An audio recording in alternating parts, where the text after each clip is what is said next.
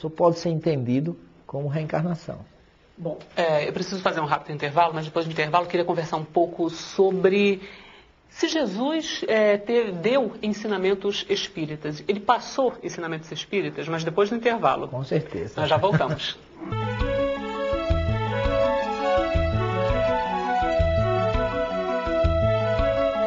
Agora o 4º Congresso Espírita Mundial já pode ser visto em casa. As solenidades e palestras do Encontro de Paris estão em um DVD lançado pelo Conselho Espírita Internacional e pela Versátil Home Video. Você vai ver depoimentos de espíritas de vários países, o lançamento do selo em homenagem a Allan Kardec e muita emoção.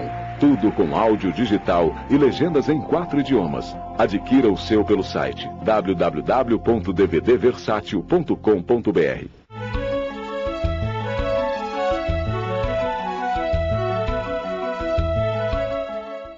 Voltamos para a segunda parte da entrevista sobre os princípios espíritas na Bíblia. Nosso convidado, o professor Severino Celestino da Silva, da pós-graduação em Ciências das Religiões da Universidade Federal da Paraíba.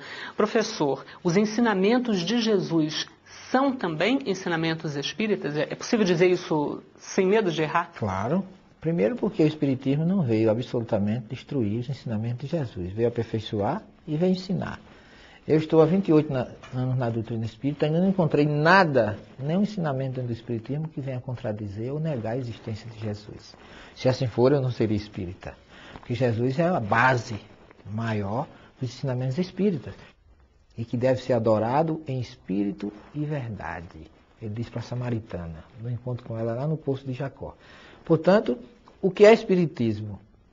É a doutrina que estuda os ensinamentos dos espíritos. Jesus é espírito, então nós estamos muito ligados. E Jesus não ensinou nada que a doutrina espírita não seja adepta, acolhedora e, sobretudo, procura viver e praticar. Então não há nenhuma dicotomia de maneira nenhuma. Que outro ensinamento de Jesus é absolutamente espírita? O amor ao próximo, como a si mesmo.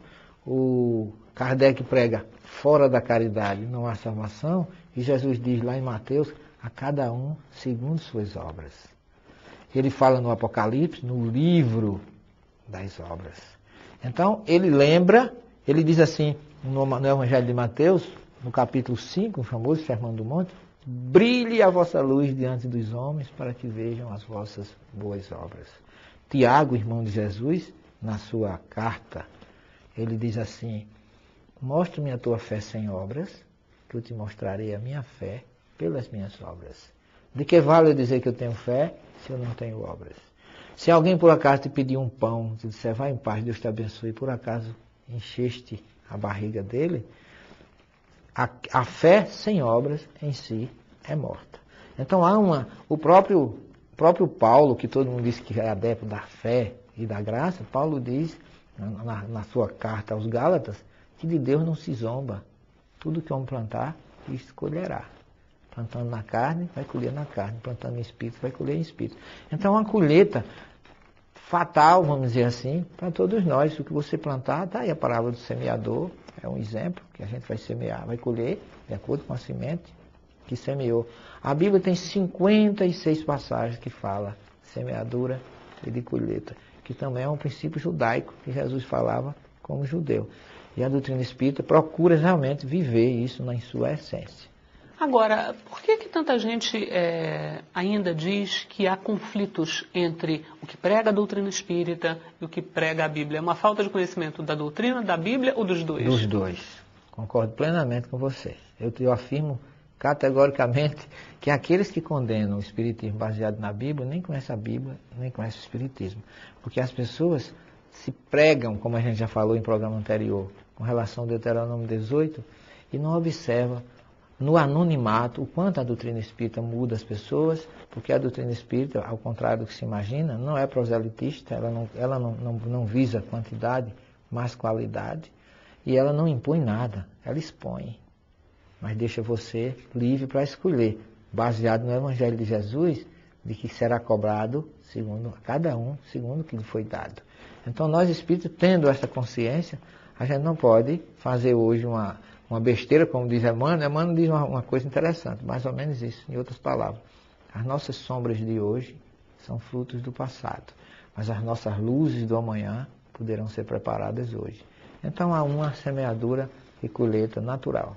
A doutrina espírita fala que essas encarnações são para que nós possamos evoluir. Há uma evolução aqui e há uma evolução também no plano espiritual. Há alguma passagem ou algumas passagens na Bíblia que de alguma forma tratem desse tipo de situação, tratem desse assunto? Com relação à evolução? Sim, com relação à evolução. Todos nós. Desde que a Bíblia fala, como eu já falei do profeta Jeremias, que a gente tem que ter já uma semente para poder ser escolhido para alguma coisa, isso mostra que há um princípio evolutivo. Jesus, como eu já citei no diário do Nicodemos, o Espírito é como o vento, não sabe de onde ele vem, nem para onde vai, mas sabe que ele vem e que ele vai para algum lugar, e se ele já veio uma vez, ele poderá voltar e continuar até atingir a perfeição. E Jesus fala abertamente que aquele que quiser ser grande, seja o menor entre os meus filhos. Meus discípulos serão conhecidos por muitos se amarem. E é através do amor, da humildade, da renúncia que a gente cresce. A Bíblia também fala, professor, em espíritos superiores ou então anjos. Bom, o que são esses espíritos superiores à luz do Espiritismo? São espíritos que já viveram aqui conosco, como nós vivemos hoje, dentro exatamente dessa pergunta anterior do princípio evolutivo, porque nós somos criados simples e sem conhecimento. A gente costuma dizer na doutrina simples e ignorante. Eu acho a palavra ignorante muito forte. Ignorância não significa, às vezes dá a ideia que o ignorante é o agressivo, né? Mas aqui é no sentido de que a gente é criado simples sem o conhecimento. E a gente vai evoluindo, à medida que vai adquirindo conhecimento, vai adquirindo responsabilidade, vai adquirindo consciência e vai crescendo até um ponto de chegar ao que Jesus disse, que as pessoas se admiravam do que ele fazia, mas ele dizia, tudo que eu faço vocês poderiam fazer até mais. Não leram lá nos Salmos que está escrito que vós sois deuses? Portanto, Jesus não fazia nada além do nível evolutivo que ele tinha, que realmente foi o espírito mais iluminado, mais superior, mais sinônimo de amor que habitou este planeta. Mas nós um dia, com certeza, chegaremos, porque ele promete isso dizendo que não se perderá nenhuma das ovelhas que o Pai me confiou. E ele diz aos fariseus, as meretrizes, as prostitutas e os publicanos vos precedem no reino dos céus. Ele não disse que os fariseus não entravam. Entrariam sim, mas depois. Depois das prostitutas e dos publicanos. Ele diz que elas também entrarão. As prostitutas e os publicanos vos precedem. Todos vão entrar no momento adequado, depois que tiver atingido a consciência, a perfeição e a evolução. E isso tudo, de acordo com o Espiritismo, reencarnando. Reencarnando, que a palavra é a melhor, vamos dizer assim, misericórdia divina para nós, é a reencarnação, porque é quem explica todas as diferenças. Eu fui seminarista, né? Eu fui quase padre, eu ia fazer teologia no Colégio Pio Brasileiro de Roma, e eu tinha um diretor espiritual, porque o seminário é de praxe. Cada seminarista tem um diretor espiritual. Eu dava muito trabalho ao meu diretor espiritual, porque eu perguntava a ele por que é que existia um feio, um magro, um baixo, um alto, um pobre, um rico, um preto e um branco. Se Deus é misericórdia, porque a Bíblia diz assim, Yahvé Hesed. E Hesed é justiça. Se Deus é justo, se é amor, e se é misericordioso, ele não pode fazer diferença entre os seus filhos, a gente não faz entre os nossos. E aí ele se você só acredita na existência, você não tem como explicar isso. E aí você vai dizer que Deus tem preferências. E não é bem assim. Cada um colhe segundo aquilo que plantou. Não tem o que se discutir. E as respostas que o senhor procurava no seminário, o senhor encontrou no Espiritismo? Eu encontrei na doutrina espírita. Junto com a minha faculdade mediúnica, foram as duas coisas. A faculdade mediúnica me levou à doutrina espírita. E eu deixei o seminário por uma situação assim, eu diria até, para mim foi trágica, porque naquela época eu não tinha condições financeiras. Eu tenho evitado muito dizer isso, mas as pessoas têm me cobrado. Então, as pessoas que hoje me veem um ex-católico como espírito, dizem que eu sou um apóstata.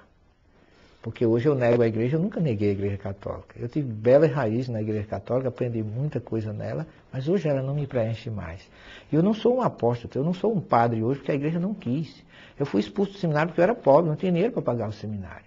E numa situação terrível, porque aquele que escolheu para dizer isso, a mim foi muito feliz. Porque ele disse assim, um pão é 100 cruzeiros, o seminário não pode lhe dar. E eu fui ser cobrador de ônibus, com muita honra. Eu me formei, não abandonei Deus nem Jesus. Encontrei o Espiritismo que veio explicar, inclusive, essas diferenças que eu tinha.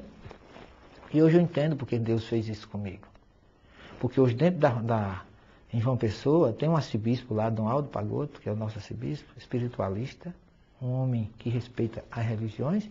E hoje o vigário da igreja que me dispensou, por incrível que pareça, eu até me emociono de me lembrar disso. Hoje ele está sendo assistido espiritualmente por mim, amando do arcebispo.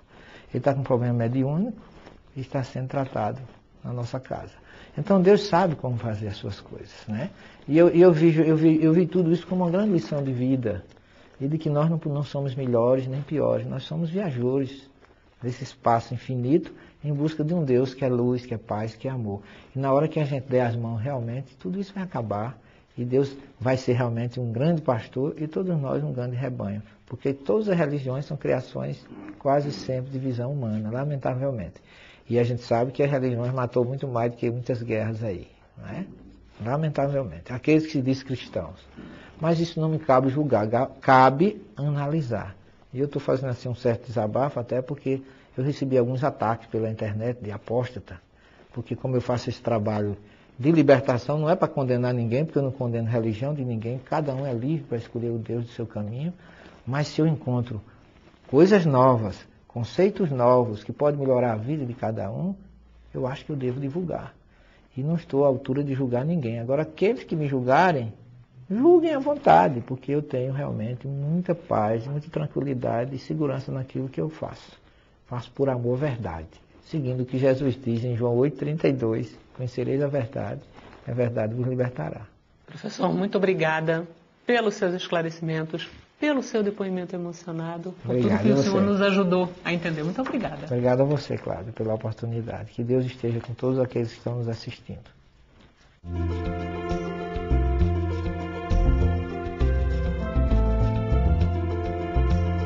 Olá! No programa de hoje você viu que as ideias espíritas, como mediunidade e reencarnação, foram registradas em todas as épocas e povos. Allan Kardec apontou a universalidade desses fenômenos. Ele demonstrou que eles não foram criados pelo Espiritismo. A principal contribuição do Espiritismo foi explicar como e por que acontecem os fenômenos espirituais. São explicações que têm como base a razão e o bom senso. Para conhecer a explicação espírita sobre a natureza e a razão dos fenômenos espirituais, leia os livros de Allan Kardec. Comece pelo Livro dos Espíritos. Mas se você deseja saber mais sobre os fenômenos espirituais na Bíblia, leia um livro que está se tornando um clássico, Analisando as Traduções Bíblicas. O autor é o professor Severino Celestino da Silva, que foi o nosso entrevistado do programa de hoje. Uma ótima leitura para você.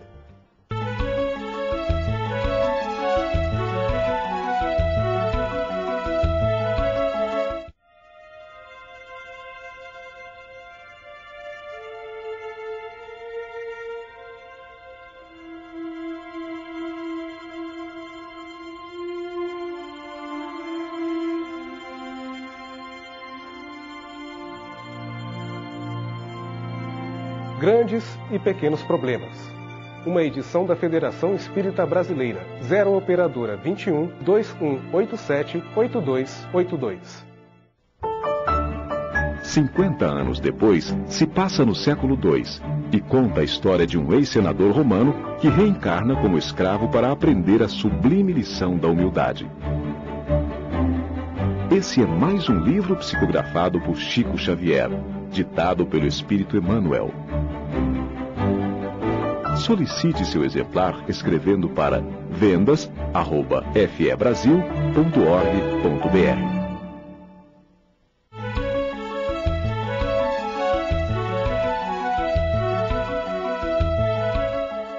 O programa de hoje está terminando. Se você tiver alguma dúvida, escreva para nós. O nosso e-mail é tv@febnet.org.br. Tenha uma semana de paz e de alegria.